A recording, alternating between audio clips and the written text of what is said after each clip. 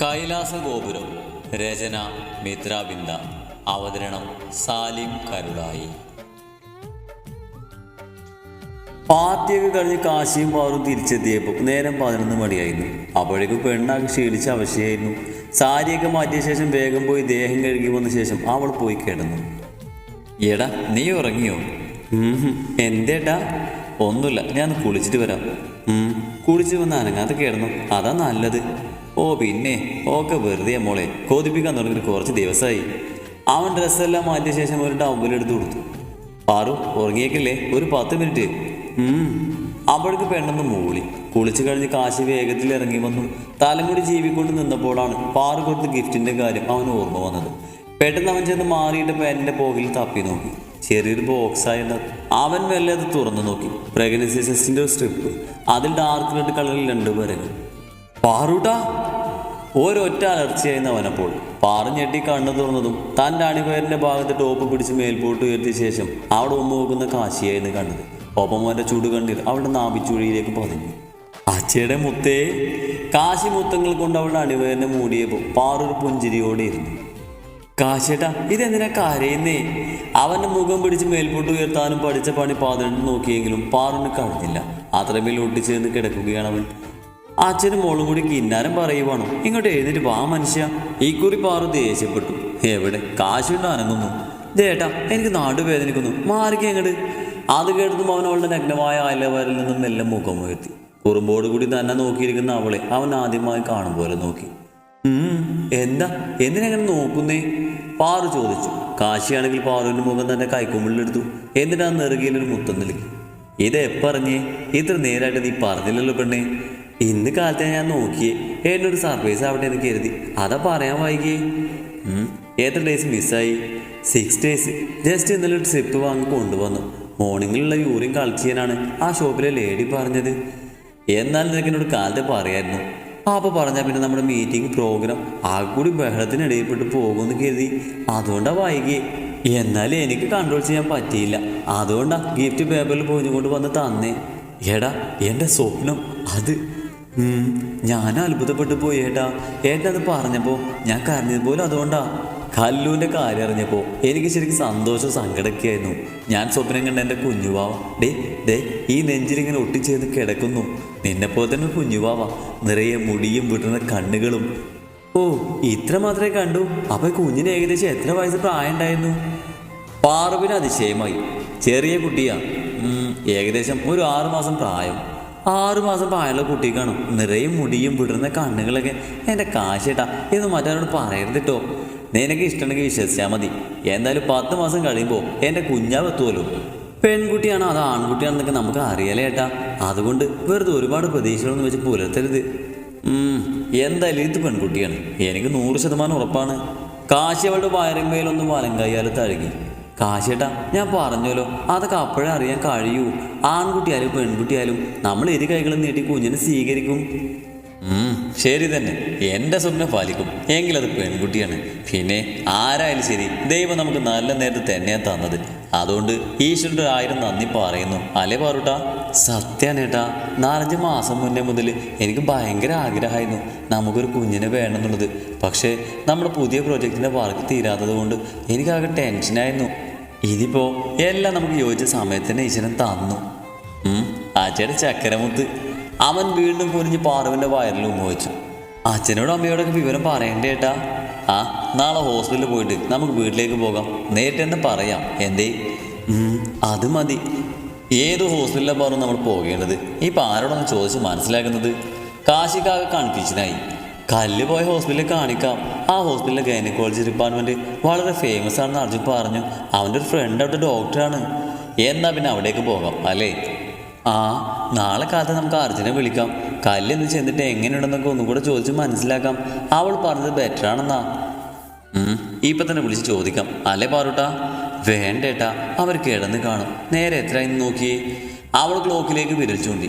എല്ലാ ദിവസവും പാറുവിൻ്റെ ദേഹത്ത് ഒരു കാലും കയറ്റി വെച്ച് കുറച്ച് സമയം കിടക്കുന്ന ചെക്കനാണ്. ഇന്നിപ്പോൾ വളരെ കരുതലോട് കൂടി അവളെ ചേർത്തണച്ച് കിടക്കുന്നത് ഓർത്തപ്പോൾ പാറു ചിരിച്ചു. കാലത്ത് തന്നെ അർജുനോടും കല്ലുവിനോടും പാറു പ്രഗ്നൻ്റ് ആണെന്ന് അവരിരുവരും ചേർന്ന് വിളിച്ചറിയിച്ചു. ഒന്ന് വീഡിയോ കോളിൽ വന്നേടെന്ന് കാശി പറഞ്ഞതും അർജുൻ വേഗം തന്നെ വിളിച്ചു. കേട്ടതും കല്ല് തുള്ളിച്ചാടി. അർജുനാണെങ്കിൽ അതിന് കല്ലുവിനെ കണക്കിന് വഴക്ക് പറഞ്ഞു. ഡേയ്, ഇങ്ങനെ കിടന്ന് ചാടി മാറിയല്ലേ, അകത്തൊരാളുണ്ട് കേട്ടോ. ഡോക്ടറാണെങ്കിൽ സൂക്ഷിച്ചു വേണം ഇനിയുള്ള 3 മാസം കൈകാര്യം ചെയ്യണമെന്നൊക്കെ നിന്നോട് അരമണിക്കൂർ പ്രഭാഷണം കൂടി നടത്തിയതല്ലേ. അർജുൻ പറയുന്നത് കേട്ട് പാറുവും കാശിയും പൊട്ടിച്ചിരിച്ചു. കേട്ടോ പാർവതി, കല്ലൂന് ഇവൾ പ്രകടനം അറിഞ്ഞപ്പോൾ പോലും ഇത്രമാത്രം സന്തോഷമില്ലായിരുന്നു. അർജുൻ ഓരോന്ന് പറയുമ്പോഴും കല്ലു പുഞ്ചിരിച്ചുകൊണ്ട് അരികിൽ നിന്നതേ ഉള്ളൂ. 10 മണിയോടെ ഇരുവരും സിറ്റി ഹോസ്പിറ്റലിലെത്തി. ഡോക്ടർ സൂസൻ ജോർജ് ആയിരുന്നു അവിടുത്തെ ഫേമസ് ആയിട്ടുള്ള ഡോക്ടർ. പാറുവിനെ പരിശോധിച്ച ശേഷം കുറച്ച് മെഡിസിനൊക്കെ കൊടുത്തു വിട്ടു. ഇരുവരും കൂടി പിന്നീട് നേരെ പോയത് കാശിയുടെ വീട്ടിലേക്കായിരുന്നു. പതിവില്ലാതെ മക്കളെ കണ്ടപ്പോൾ സുഗതി ഇറങ്ങി വന്നു. ഇതെന്താ, ഇന്ന് ഓഫീസിൽ പോയില്ല രണ്ടാളും? ഇല്ലമ്മേ, പോയില്ല. കാശിയാണ് മറുപടി കൊടുത്തത്. അച്ഛനെവിടെ? അകത്തുണ്ട്, ഞാൻ വിളിക്കാം, നിങ്ങൾ കയറി വാ. ദേ കൃഷ്ണേട്ടാ, ഒന്നിങ്ങോട്ട് പാരൂ, കുട്ടികൾ വന്നിട്ടുണ്ട്. അകത്തേക്ക് നോക്കി സുഗന്ധി വിളിച്ചു പറഞ്ഞു. ഇതെന്താ മോനെ, ഓഫീസിൽ പോയില്ല രണ്ടാളും? അച്ഛൻ തിടുക്കത്തിൽ ഇറങ്ങി വന്നു. ഇല്ല, പാർവണ ക്ഷീണം പോലെ, അതുകൊണ്ട് പോയില്ല. എന്തു പറ്റി മോളെ? അത് പിന്നച്ചാ, ഇവൾക്കൊരു തലകറക്കം. ഹോസ്പിറ്റലിൽ ചെന്നപ്പോൾ അറിയുന്നത് 1 മന്ത് ആയിന്ന്. പാറു പ്രഗ്നൻ്റ് ആണ്. ആഹാ, കൊള്ളാലോ, ഹാപ്പി ന്യൂസ്. അച്ഛനും അമ്മയും ഒരുപാട് സന്തോഷത്തിലാണെന്ന് പാറുവിന് മനസ്സിലായി. ഇങ്ങനെ ഒരുപക്ഷെ ഇതിനേക്കാൾ ഉപരി സന്തോഷിച്ചതിന് തൻ്റെ അച്ഛനും അമ്മയും ഉണ്ടായിരുന്നെങ്കിൽ. അവരെക്കുറിച്ചുള്ള ഓർമ്മകളിൽ പാറുവിൻ്റെ ഹൃദയം നൊമ്പരപ്പെട്ടു. അമ്മ ഇങ്ങനെ ഈ നേരത്തെ വിളിച്ചു പറഞ്ഞാൽ ഞാൻ എന്ത് ചെയ്യും? ഇത്ര തിടുക്കപ്പെട്ടേട്ടൻ്റെ അടുത്തേക്ക് പോകാനായിട്ട് അവിടെ ആരും ചാകാനൊന്നും കിടപ്പില്ലല്ലോ. കാലത്തെ ഓഫീസിലേക്ക് പോകുവാനായി കാശിനാഥൻ റെഡിയായി നിന്നപ്പോഴാണ് അവൻ അമ്മയുടെ ഫോൺ കോൾ വന്നത്. ഫോണിൽ കൂടെ അമ്മയോട് കയറ്റി സംസാരിക്കുന്ന കാശിയെ നോക്കി പാറു അനങ്ങാതെ കിടന്നു. കൂടുതലൊന്നും സംസാരിക്കാൻ എനിക്ക് താല്പര്യമില്ല. അമ്മ ഫോൺ വെച്ചിട്ട് പോകാൻ നോക്ക്. എൻ്റെ ഭാര്യയുടെ കാര്യം നോക്കാൻ എനിക്ക് വ്യക്തമായിട്ട് അറിയാം. അല്ലെങ്കിലും അവൾ വന്ന് കയറിയപ്പോൾ മുതലുള്ള അമ്മയുടെ സ്വഭാവ രീതി എനിക്ക് വ്യക്തമായിട്ട് അറിയാം. കാശി പിന്നെയും കയർത്തുകൊണ്ട് ഓരോന്നും പറയുന്നുണ്ട്. എന്തേട്ടാ, എന്തെങ്കിലും പ്രശ്നമുണ്ടോ? അവൻ ഫോൺ വെച്ച് തിരിഞ്ഞതും പാറു ചോദിച്ചു. അമ്മയെ മാളവിക വിളിച്ചിരുന്നു അവിടെ അടുത്തേക്ക് ചെല്ലാൻ വേണ്ടി. അതിന് കാനഡയ്ക്ക് പോകാനുള്ള തയ്യാറെടുപ്പിലാണ്. പോയിട്ട് വരട്ടേട്ടാ, അവിടെയൊക്കെ പോകാനുള്ള ആഗ്രഹം കൊണ്ടാവും. എടി, അടുത്ത ആഴ്ചയല്ലേ നിനക്ക് സ്റ്റിച്ചിട്ടുണ്ടെന്ന് ഡോക്ടർ പറഞ്ഞത്? ആ സമയത്തൊക്കെ ആരെങ്കിലും സ്ത്രീകളില്ലാതെ പറ്റുമോ? ഈ കാര്യം ഞാൻ നേരത്തെ അമ്മയോട് പറഞ്ഞതാണ്. എന്നിട്ട് അവിടെ സ്വഭാവം നോക്കിക്കേ. സാരല്ലേട്ടാ, നമുക്ക് എന്തെങ്കിലും പാടി നോക്കാം. ഇപ്പം അതിനെക്കുറിച്ചൊന്നും ആലോചിക്കാൻ നിൽക്കാതെ ഓഫീസിൽ പോകാൻ നോക്ക്. പാറു പതിയെ ബെഡിൽ നിന്ന് എഴുന്നേറ്റ് ചാരിയിരുന്നു. കുഞ്ഞിൻ്റെ മൂവ്മെൻ്റൊക്കെ ശ്രദ്ധിച്ചോണം കേട്ടോ. എന്തെങ്കിലും ആവശ്യം വന്നാൽ എന്നെ വിളിച്ചോണം. വിളിക്കാം, ഏട്ടന് ടെൻഷൻ ആവേണ്ടെന്നേ. അങ്ങനെ യാതൊരു കുഴപ്പമില്ല. പിന്നെ എനിക്കിവിടെ കൂടിനായിട്ട് ഏട്ടൻ വരുന്നത് വരെ മായേച്ചി ഉണ്ടല്ലോ. അവൾ പുഞ്ചിരിയോടെ പറഞ്ഞു. ഇട്ടിരുന്ന ടോപ്പിൻ്റെ മുൻഭാഗം അവൻ എല്ലാം മാറ്റിവെച്ചു. വാവക്ക് ഉമ്മ കൊടുത്ത് സംസാരിച്ച ശേഷം കാശിയൊന്നും ഓഫീസിലേക്ക് പോവുകയുള്ളൂ. അവളുടെ ചെറുതായി വീഴ്ത്തു നിൽക്കുന്ന വയറിൽ അവൻ തന്നെ അതരം പതിപ്പിച്ചു. ഒന്നെ, അച്ഛൻ പോയിട്ട് വരാം. കുസൃതി ഒന്നും കാണിച്ചോണ്ട് അമ്മയോട് വഴക്ക് കൂടല്ലേ. ലവ് യു കണ്ണാ, ഉമ്മ. മെല്ലെ അവൻ അവളുടെ വയറിൽ വിരലോടിച്ചപ്പോൾ അത് മനസ്സിലാക്കി എന്ന വണ്ണം ചെറിയൊരു തുടിപ്പ്. ഇരുവരും ചിരിച്ചു. പാറുട്ട, ഞാൻ പോയിട്ട് വേഗം വരാം. നീ നന്നായി റെസ്റ്റ് എടുത്ത് കിടന്നോണം കേട്ടോ. അവളുടെ ഇരു കവളിലും മാറി മാറി മുത്തം കൊടുത്ത ശേഷം കാശി തൻ്റെ ബാഗും എടുത്ത് ഓഫീസിലേക്ക് പോകാനായി ഇറങ്ങി വന്നു. പുതിയൊരു സെർവൻ്റുണ്ട് പകൽ മുഴുവനും. പാറുവിൻ്റെ കാര്യങ്ങൾ നോക്കാൻ വേണ്ടി കാശി ഏർപ്പാടാക്കിയതാണ്. അന്നും പതിവ് പോലെ അവർക്ക് വേണ്ട നിർദ്ദേശങ്ങളൊക്കെ കൊടുത്ത ശേഷം കാശിനാഥൻ ഓഫീസിലേക്ക് യാത്രയായി. പാറുവിന് 5-ാം മാസമാണ്. ആദ്യത്തെ 2 മാസങ്ങൾ വലിയ കുഴപ്പമൊന്നുമില്ലാതെ ഇടയ്ക്കിടയ്ക്ക് വരുന്ന ഛർദിയും ചെറിയ തലകർക്കവും ക്ഷീണമൊക്കെയായി കഴിഞ്ഞുപോയി. പാറു ആ സമയത്തേക്ക് ഓഫീസിലും പോകുമായിരുന്നു. കാരണം വീട്ടിൽ ഒറ്റയ്ക്കിരുന്ന് വെറുതെ ബോറടിക്കേണ്ട, പറ്റുന്നത് പോലെ ഓഫീസിൽ വന്ന് എന്തെങ്കിലുമൊക്കെ ചെയ്താൽ മതിയെന്നായിരുന്നു അവളുടെ തീരുമാനം. 3-ാമത്തെ മാസത്തെ സ്കാനിങ്ങിൽ പാർവിൻ്റെ യൂട്ടസിൽ ചെറിയ പ്രശ്നങ്ങളുണ്ടെന്നും നന്നായി അനങ്ങാതെ റെസ്റ്റ് എടുത്ത് വീട്ടിൽ തന്നെ ഇരിക്കണമെന്ന് ഡോക്ടർ അറിയിച്ചു. അത് കേട്ടതും ഇരുവർക്കും ആകെ ടെൻഷനായി. കുഞ്ഞിനെന്തെങ്കിലും കുഴപ്പം വരുമെന്നായിരുന്നു അവളുടെ പേടി. എന്നാൽ കുഞ്ഞിന് യാതൊരു കുഴപ്പമില്ലെന്നും അവൻ ഹെൽത്തിയാണെന്ന് ഡോക്ടർ അറിയിച്ചു. പക്ഷേ ഇനി ഭാവിയിലേക്ക് കുഴപ്പങ്ങളൊന്നും വരാതിരിക്കണമെങ്കിൽ പാറുവിന് പൂർണ്ണ വിശ്രമം ആവശ്യമാണെന്നായിരുന്നു ഡോക്ടർ പറഞ്ഞത്. അങ്ങനെ അന്ന് മുതൽക്ക് പാറു പുറത്തേക്കൊന്നും പോകാതെ വീട്ടിൽ തന്നെ ഇരുന്ന് റെസ്റ്റ് എടുത്തു. കാശിനാഥൻ ഓഫീസിലേക്ക് പോകുമ്പോൾ അവർക്ക് കൂട്ടായി പുതിയൊരു സർവൻറ്റിനെ അവൻ അങ്ങനെ നിയമിച്ചു. കല്ലു ഒറ്റക്കായി പോയത് കൊണ്ട് ജാനകിയേച്ചി ഇനി അവരുടെ ഒപ്പം നിന്നാൽ മതിയെന്ന് കാശിയും പാറുവും കൂടി നേരത്തെ വിളിച്ച് പറഞ്ഞിരുന്നു. അതുകൊണ്ടായിരുന്നു ഇപ്പോൾ പുതിയ സർവൻറ്റിനെ അവർക്ക് വേണ്ടി വന്നത്. ഒരു ഏജൻസി മുഖേന വന്നതാണ് മായേച്ചി. പാറുവിനോട് വളരെ സ്നേഹവും കരുതലൊക്കെ ഉണ്ടായിരുന്നവർക്ക്.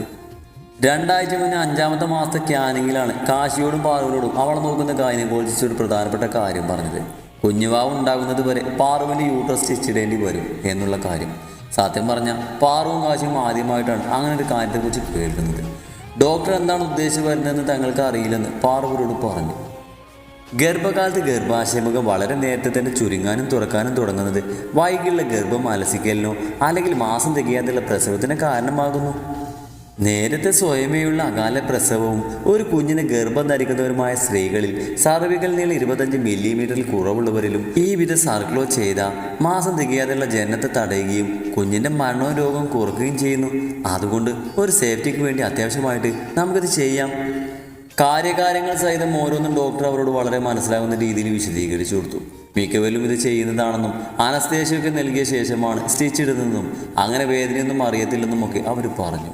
അമ്മയുടെയും കുഞ്ഞിൻ്റെയും ആരോഗ്യത്തിന് വേണ്ടിയാണ് ഇങ്ങനെ ചെയ്യുന്നത്. പ്രസവ തീയതിക്ക് കുറച്ച് ദിവസങ്ങൾക്ക് മുന്നേ സ്റ്റിച്ച് എടുത്ത് മാറ്റുമെന്നും കുഞ്ഞാവ് ആരോഗ്യവനായി തന്നെ പുറത്തു വരുമെന്നൊക്കെ ഡോക്ടർ പറഞ്ഞു. ആ ദിവസം തന്നെ സുഗന്ധിയോട് കാശിനാഥൻ ആവശ്യപ്പെട്ടിരുന്നു ഹോസ്പിറ്റലിൽ പാർവിനെ അഡ്മിറ്റ് ആക്കുമ്പോൾ കുറച്ച് ദിവസങ്ങൾ വന്ന് നിൽക്കണമെന്ന്. സഹായത്തിനായി മായ ചേച്ചി ഉണ്ടെങ്കിൽ പോലും സ്വന്തം അമ്മ പാർവിൻ്റെ ഒപ്പം നിൽക്കുന്നതായിരുന്നു കാശിക്ക് ആശ്വാസം. അവരാണെങ്കിൽ വരാൻ സമ്മതിച്ചതാണ്. ഇതിപ്പോൾ മറ്റന്നാൾ പാർവിൻ്റെ കേസ്. അന്നേരമാണ് അമ്മ ഇന്ന് കാലത്തെ കാശിയെ വിളിച്ച് പറയുന്നത് അവർക്ക് കാനഡയ്ക്ക് പോകണം എന്നുള്ള കാര്യം. ഓഫീസിലേക്കൊന്നും പറഞ്ഞിറങ്ങിയ കാശി നേരെ ചെന്നത് കൈലാസ ഗോപുരത്തിലേക്കായിരുന്നു. ചെറിയ ആരോഗ്യ പ്രശ്നങ്ങളൊക്കെ തുടങ്ങിയതിന് ശേഷം അച്ഛൻ എല്ലാ ദിവസവും ഓഫീസിലേക്ക് വരാറില്ല. കാശി തന്നെയായിരുന്നു അങ്ങനെ ഒരു നിർദ്ദേശം വെച്ചതും. അവൻ വീട്ടിലെത്തിയപ്പോൾ അച്ഛനും അമ്മയും കൂടി ഉമ്മറത്തുണ്ട്. വലിഞ്ഞു മുറുകിയ മുഖവുമായി കാശി എവിടേക്ക് കയറി ചെന്നു. പാർവിനിപ്പോൾ എങ്ങനെയുണ്ട് മോനെ? റെസ്റ്റ് എടുത്തിരിക്കുന്നു അച്ഛാ, കുഴപ്പമൊന്നുമില്ല. ആ ദിവസങ്ങൾ പെട്ടെന്ന് അങ്ങ് കഴിഞ്ഞു പോകും. ഒരുപാട് ടെൻഷൻ എടുക്കേണ്ട കാര്യമൊന്നുമില്ല. പിന്നെ നമ്മുടെ ജോൺസൺ മാനുവലിൻ്റെ മകൾക്കും ഇതുപോലെ കോംപ്ലിക്കേഷൻ ഉണ്ടായിരുന്നു. ആ കുട്ടിയെയും പാർവിനോട് പറഞ്ഞ സെയിം പ്രൊസീജിയർ ചെയ്തിരുന്നെന്ന് ഇന്നലെ മാലവൻ എന്നോട് വിളിച്ചു പറഞ്ഞു. അച്ഛൻ്റെ ഒരു ഫാമിലി ഫ്രണ്ടാണ് ജോൺസൺ മാനുവൽ. അയാളുടെ മകളുടെ കാര്യമാണ് പറയുന്നത്. കോംപ്ലിക്കേഷൻ ഒന്നുമില്ല അച്ഛാ. പിന്നെ അവൾ എൻ്റെ ഭാര്യയാണ്. ഓരോ നിമിഷവും പാറു ബുദ്ധിമുട്ടുന്നത് കണ്ടുകൊണ്ടാണ് ഞാൻ ആ വീട്ടിൽ കഴിയുന്നത്. അതിൻ്റെ ടെൻഷൻ എനിക്കുണ്ട്. പിന്നെ അമ്മയോട് നല്ല വ്യക്തമായിട്ട് തന്നെ ഞാൻ വിളിച്ച് പറഞ്ഞതാ പാർവിനെ ഹോസ്പിറ്റലിൽ അഡ്മിറ്റ് ആക്കുമ്പോൾ അമ്മ കൂടെ ഉണ്ടാവണമെന്ന്. എന്നിട്ട് ഈ അവസാന നിമിഷം അമ്മക്ക് ക്യാനിലേക്ക് പോകണമല്ലേ? അവൻ സുഗന്ധിയുടെ മുഖത്തേക്ക് നോക്കി. മോനെ, അവർ വിളിക്കുമ്പോൾ ഞാൻ എന്താ ചെയ്യുക? 6 മാസത്തേക്ക് ചെല്ലാനാ പറയുന്നത്. മാളവികയാണെങ്കിൽ ഏതൊരു കോഴ്സ് ചെയ്യാനായി ലണ്ടനിലേക്ക് പോവുകയാണ്. അപ്പോൾ കൈലാസം മോൻ ഒറ്റക്ക. മാളവികയുടെ അമ്മയും ഞങ്ങളുടെ കൂടെ വരുന്നുണ്ട്. അവളുടെ അമ്മയാണ് ലണ്ടനിൽ അവൾക്ക് കൂട്ടായി നിൽക്കുന്നത്. ഇവിടെ ഞാനും അച്ഛനും അവൻ്റെ ഒപ്പം. അച്ഛനും പോകുവാണോ? കാശിയുടെ നെറ്റിച്ചുളിഞ്ഞു. ഞാനിവിടുന്ന് പോകുമ്പോൾ അച്ഛൻ്റെ കാര്യങ്ങളൊക്കെ പിന്നെ ആര് നോക്കും? അതുകൊണ്ട് കൈലാസമോൻ പറഞ്ഞു അച്ഛനെയും കൂട്ടി വരാനാണ്. ശരിയാണോ അച്ഛാ? എൻ്റെ പോകിൻ്റെ കാര്യം ഇതുവരെ തീരുമാനമായിട്ടില്ല. പിന്നെ ഇവളിപ്പോൾ പോകാതെ നിവർത്തിയില്ല. അമ്മ പോകുമ്പോൾ പിന്നെ അച്ഛനായിട്ട് എന്തിനാ ഇവിടെ നിൽക്കുന്നത്? രണ്ടാളും കൂടി പോകുന്നതല്ലേ നല്ലത്. കാശി ഇരുവരെയും നോക്കി. എന്നാൽ പിന്നെ നിങ്ങളൊക്കെ തീരുമാനിച്ച കാര്യങ്ങൾ നടത്തിക്കും. ഞാൻ ഇറങ്ങുന്നു. കൂടുതലൊന്നും അവരോട് സംസാരിക്കാതെ കാശിനാഥൻ വന്ന് തൻ്റെ കാറിൽ കയറി ഓഫീസിലേക്ക് തിരിച്ചു. ശരിക്കും അവന് നല്ല സങ്കടം ഉണ്ടായിരുന്നു. തൻ്റെ ഭാര്യയുടെ കാര്യത്തിൽ ആർക്കും യാതൊരു കരുതലും താല്പര്യവുമില്ല. ഉണ്ടായിരുന്നുവെങ്കിൽ ഇന്ന് ഈ നിലയിൽ പാർവിനെ ഉപേക്ഷിച്ചിട്ട് അമ്മയും അച്ഛനും പോകില്ല. ആരൊക്കെ ഇല്ലെങ്കിലും ശരി, താനുണ്ട് അവളുടെ ഒപ്പം. താൻ മാത്രം മതി അവൾക്ക് എന്നും. തനിക്കെൻ്റെ പാറൂട്ടനും. ഓഫീസിലെത്തിയാലും ഫോണെടുത്ത് ഒരു 16 തവണയെങ്കിലും അവൻ പാർവിനെ വിളിക്കും. എൻ്റെ കാശേട്ടാ, അതിന് ഞാനൊരു ഒറ്റക്കാലല്ലോ. എൻ്റെ ഒപ്പം നമ്മുടെ ബാബയുണ്ട്, പിന്നെ മായേച്ചി ഇല്ലേ. ഏട്ടാ മര്യാദയ്ക്ക് അവിടുത്തെ കാര്യങ്ങൾ നോക്ക്. പാറു ചിരിയോടുകൂടി പറയുന്നത് അവൻ്റെ കാതിൽ മുഴങ്ങി കേട്ടു.